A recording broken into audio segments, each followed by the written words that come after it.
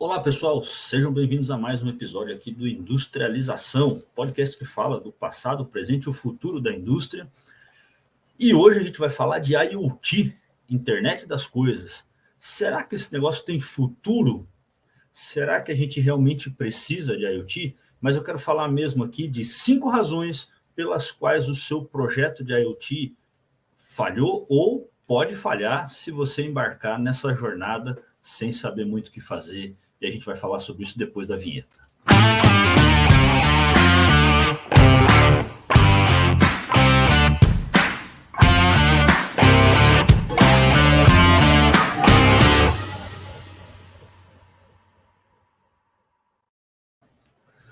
Pois é, pessoal, a internet das coisas tem sido um assunto cada vez mais falado e dentro daquilo que a gente fala aqui no Industrialização, a gente fala muito de indústria, de análise de negócios e de ERP, ou sistemas integrados, né? E a internet das coisas está relacionado com as três coisas, né? É uma coisa muito forte para a indústria tem tentado aplicar cada vez mais automações e aí chegar nesse ponto de máquinas conectadas. Então, para quem está chegando agora e não sabe o que é a internet das coisas, é quando você começa a conectar equipamentos ao seu sistema integrado, ao seu ERP, ao seu sistema MES. Se vocês quiserem que eu traga aqui alguma coisa dessa arquitetura de sistemas, o que é o ERP, o que é o MES, o que é um supervisório, o que é um sistema escada, comenta aí que a gente faz um episódio trazendo um pouco dessa arquitetura, mas a gente falou um pouquinho sobre isso até no episódio lá atrás com o Marcelo, quando a gente fala de indústria 4.0 e ERP, o que essas duas coisas têm a ver, né? Como está esse relacionamento. Então vai lá no nosso feed, que esse episódio está lá também, é um episódio muito bacana. Mas a gente começa a interligar, conectar essas coisas, e aí a gente tem máquinas, equipamentos mandando informação para o meu sistema. Agora com 5G a gente consegue conectar muitos equipamentos numa única torre de comunicação. Então isso ficou, pode crescer exponencialmente. E aí você tem dados de vibrações de máquinas, de produção, de problemas, de fatores de controle das máquinas, né? Algumas informações como temperatura, pressão, vazão, velocidade, né, de vários equipamentos de uma vez, e aí você pode começar a gerar um volume grande de dados dentro daquilo que a gente já fala há um tempo de Big Data, né, ou Big Data, mas tem alguns problemas aí. Se você embarcar nessa jornada do IoT, você pode jogar dinheiro pela janela, e a gente vai falar um pouquinho sobre isso. Só para ter uma ideia do mercado que isso envolve, então a projeção da Panorama Consulting de um mercado de 714 milhões de dólares para 2024, aumentando até 4 bilhões de dólares de mercado até 2032, isso só no mercado americano. Então é uma grande tendência puxada aí pelos países mais desenvolvidos, que têm mais acesso aos dispositivos com um custo mais baixo. Aqui no Brasil ainda é um pouco caro para algumas indústrias começarem a investir, principalmente nos dispositivos, mas esse preço já tem caído muito. E a gente, como eu comentei, a gente consegue conectar e aí prever, né, algumas coisas. A gente liga os dados da IoT em algoritmos de inteligência artificial que podem prever falhas nos equipamentos, mas até aí a gente tem que ter um aprendizado também para isso.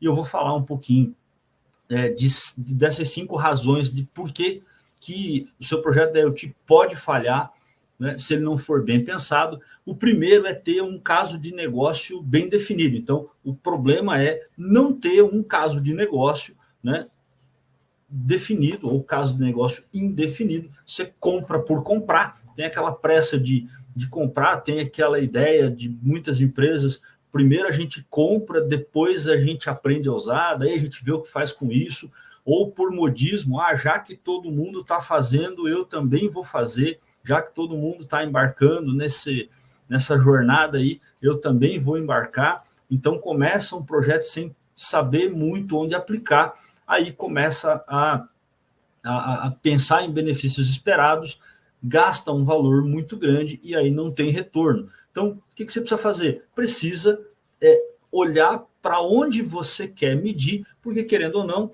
você está aplicando o IoT para medir várias coisas em tempo real. Você deve medir aquilo que você pode melhorar, né? Então, o que pode ser melhorado, o que pode ser otimizado é que deve ser medido. Não adianta eu medir, por exemplo, né, a velocidade de uma esteira de um forno que tem velocidade constante, se eu não vou melhorar aquilo. Né? Agora, se a minha esteira falha e tem variação de velocidade e isso impacta na qualidade do meu produto e eu quero monitorar a velocidade dessa esteira ponto a ponto para melhorar a qualidade do produto, de repente ela pode ser medida.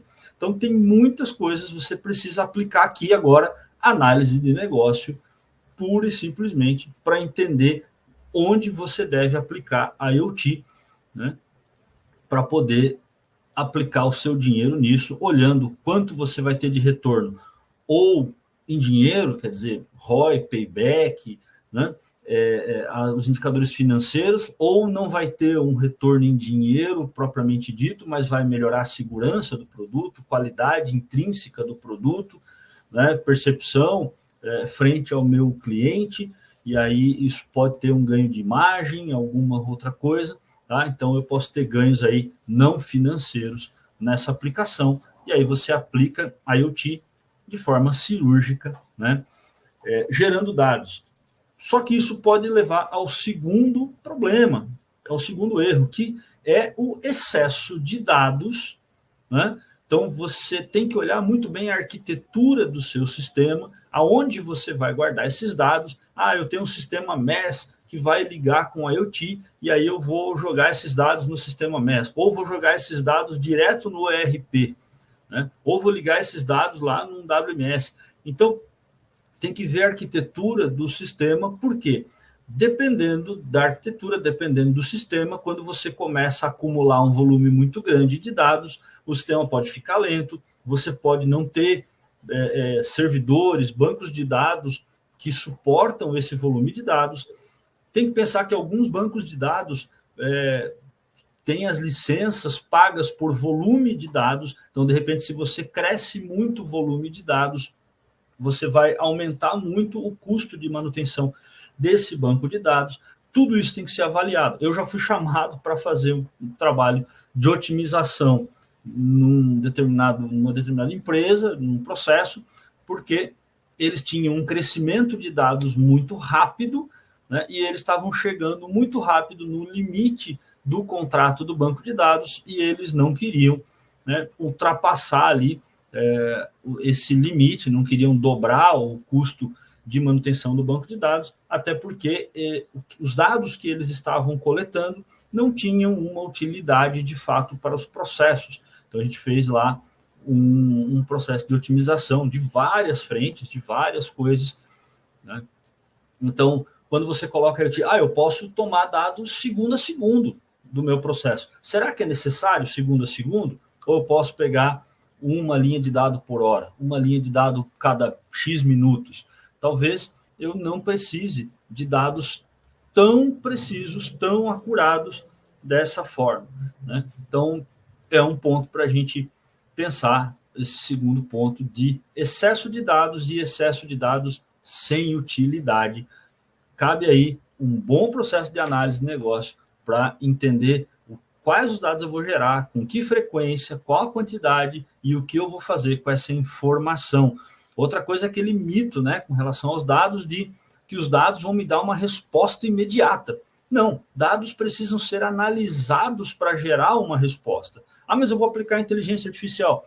Beleza, você tem que ensinar a inteligência artificial o que fazer com aquilo. Então, não quer dizer que eu vou instalar tudo hoje e amanhã eu já vou começar a ter previsões, previsibilidade de algumas coisas que hoje eu não tenho. Talvez eu tenha que, né, fazer um processo aí de aprendizado, né, com a própria inteligência artificial, com o próprio algoritmo, né? Humanos ensinando o algoritmo a decisão que ele deve tomar ou aquilo que ele quer mostrar.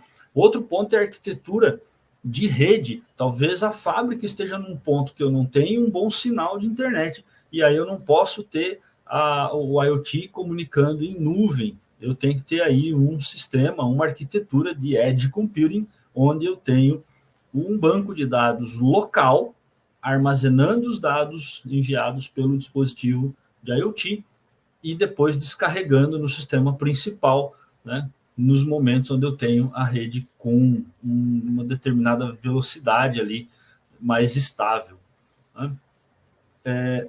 Outro ponto, né, são os requisitos de programação. Então, muita gente erra achando que está tudo pronto, está tudo certinho, tudo adequado a qualquer empresa. Indústria é um mundo gigante, gente. A gente tem muitas empresas, eu passei às vezes por empresas do mesmo segmento, até próximas umas das outras, trabalhando de formas completamente diferentes. Cada uma tem o seu jeito de trabalhar, a sua cultura, seu diferencial competitivo.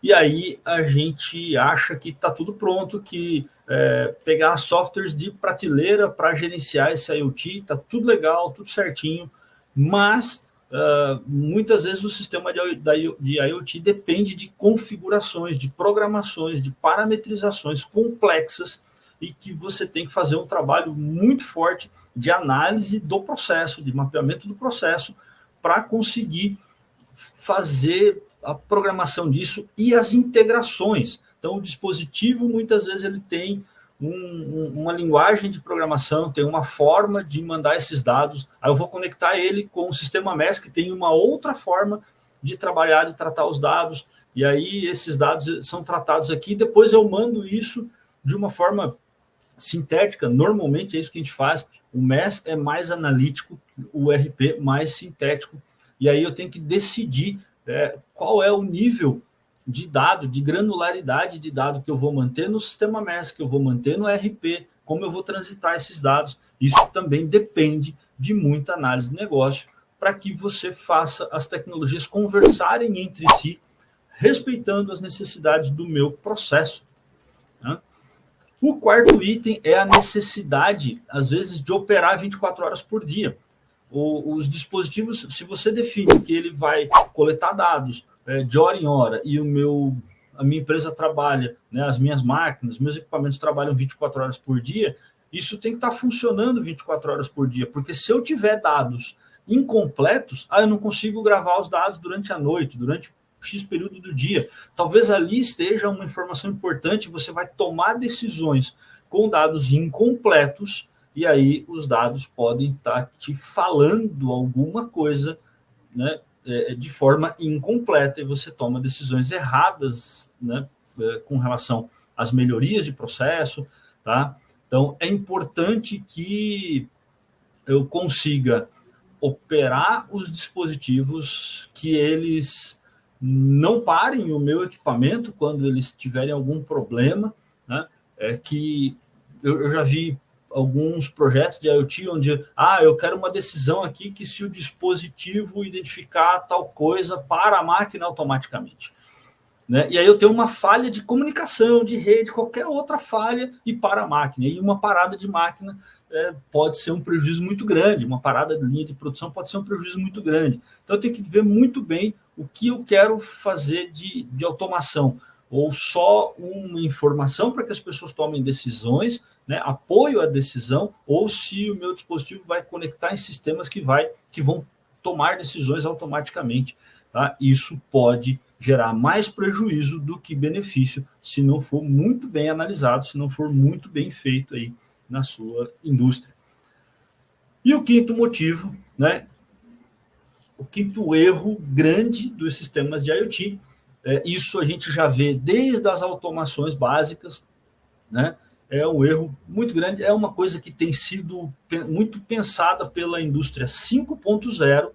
A gente já falou um pouco aqui, se vocês quiserem que a gente volte a falar né, as quantas andam aí as ideias da indústria 5.0, comenta aí, a gente traz mais um pouco sobre isso, mas é um erro terrível e é muito comum, tá, gente? Eu vejo muito isso, o erro de negligenciar o lado humano do projeto da IoT, tá? De qualquer projeto de automação.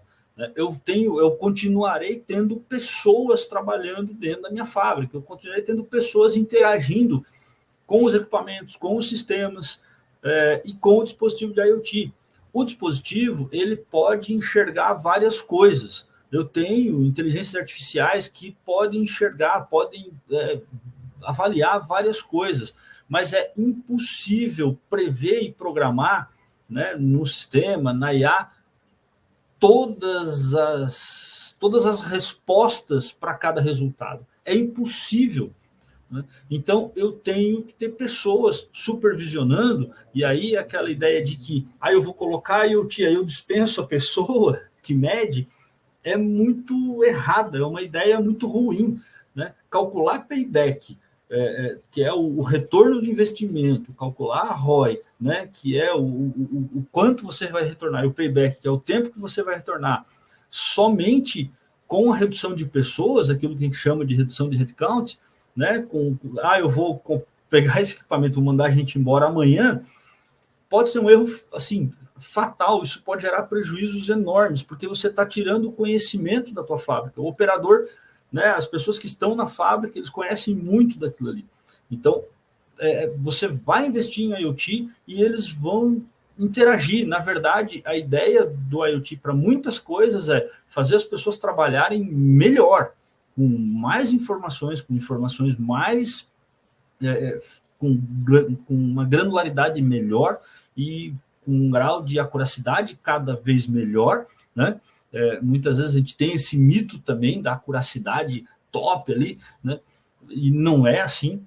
Então, a gente precisa das pessoas, tá? Você tem que treinar as pessoas sobre como os sistemas funcionam para que elas saibam interagir quando tem um problema, né? Então, você precisa aí de um planejamento de gestão de mudança, até para que, quando você estiver implementando as automações, as pessoas queiram trabalhar com a automação e não tenham medo da automação. Tá? Isso, quando você negligencia o lado humano no projeto, ele tende a dar muito errado. Né? E tem projeto aí que assim, projeto que morre.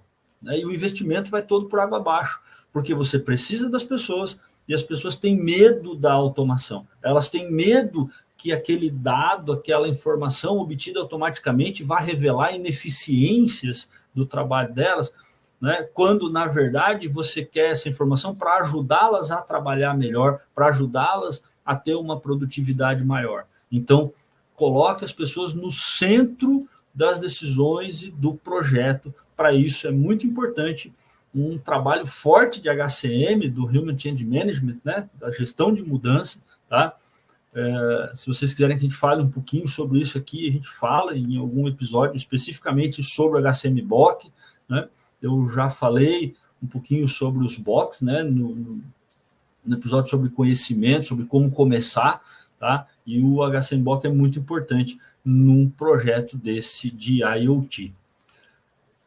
Agora, depois desses 5 problemas aí, dessas 5 razões para o seu projeto falhar, eu vou dar 3 dicas aqui de como mitigar, de como minimizar as falhas no seu projeto. A primeira dica é pesquisar as opções. Né? Então, como eu falei lá atrás, esse negócio de compra logo, depois a gente vê o que faz, depois a gente aprende, é uma abordagem ruim. Isso pode sair pela culatra, pode dar muito, vou fazer antes de todo mundo, vou ser pioneiro, quero jogar nas comunicações aí que a minha empresa está investindo milhões em IoT. Isso pode dar muito errado, porque investir sem pesquisar as melhores opções de fornecedores, de produtos, em qual processo você vai aplicar isso, né?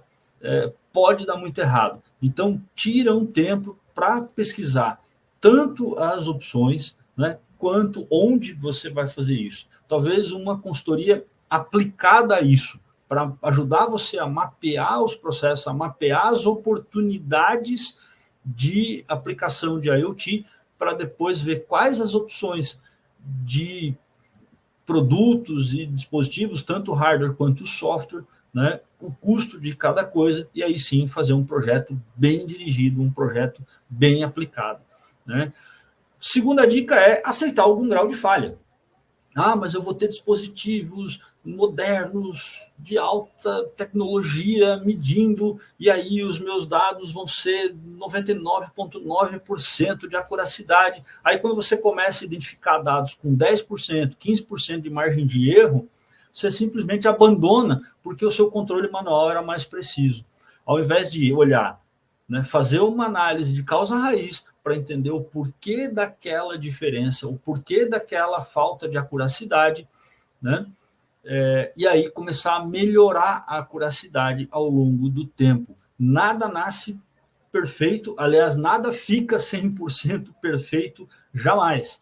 Né? A gente sempre vai ter margens de erro em medições, a gente sempre tenta melhorar a medição cada vez mais, mas ter margem de erro nas medições não é razão para deixar de medir, né? Medir com margem de erro ainda é melhor do que não medir. O importante é saber que você tem mais ou menos aquela margem de erro para considerar essa margem nas suas decisões. Então, aceite que um projeto piloto, né, um protótipo, e protótipo, gente, é feito para dar errado, tá? E avaliar o porquê deu errado e melhorar depois, né, na pré-produção e na produção, tá? Então aceite que não vai nascer perfeito, vai demorar para ficar, vai demorar algum tempo, às vezes tem empresas que conseguem chegar num ponto legal mais rápido, outras não, isso depende de curva de aprendizado, né? Onde a sua empresa está e onde ela vai chegar, algumas empresas já estão mais avançadas, e não só em tecnologia, tá? Mas em as empresas que já têm um comitê de análise de negócio, análise de processo, né, que tem pessoas já formadas para isso, podem chegar mais rápido, né? Mas se a sua empresa não tem, não desista. Comece, né, e aceite que vai ter um percurso aí com falhas e aprendizados, tá? É só analisando muito bem essas falhas com muita maturidade que você vai conseguir evoluir. E o terceiro, que é muito importante, é incorporar cibersegurança ou segurança de dados, segurança cibernética no seu projeto de IoT. Os dispositivos de IoT, eles estão conectados à internet, eles são mais vulneráveis, porque eles são dispositivos pequenos, eles não conseguem abrigar grandes softwares de segurança, então eles têm que ter uma camada, tem que estar conectado numa rede específica que tem uma camada de firewall. Então, contrate um especialista em cibersegurança para olhar as vulnerabilidades dos equipamentos e aí implementar essas camadas de segurança para mitigar, né, para eliminar essas vulnerabilidades, tá? Então, o dispositivo de IoT, ele vai estar dentro do seu ecossistema de rede, de dados, né? E ele pode ser uma porta de entrada aí para malwares, para cyberataques, né, para ransomwares. Então, adote aí uma política, né, de segurança com criptografias, com firewalls, com camadas. Contrate um especialista em cibersegurança para isso, né? Por isso que a gente tem até transformado aí o DevOps, né, em DevSecOps, colocando security aí em todo esse processo, tá? Então, evite as falhas do seu projeto de IoT.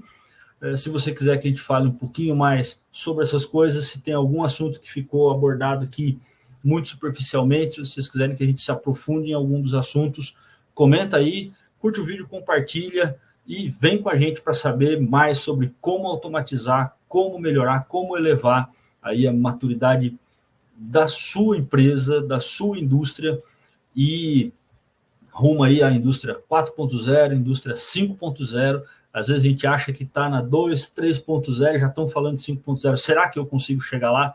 Vão conseguir. Continua com a gente aí, que a gente continua trazendo dicas de como você melhorar aí a maturidade industrial.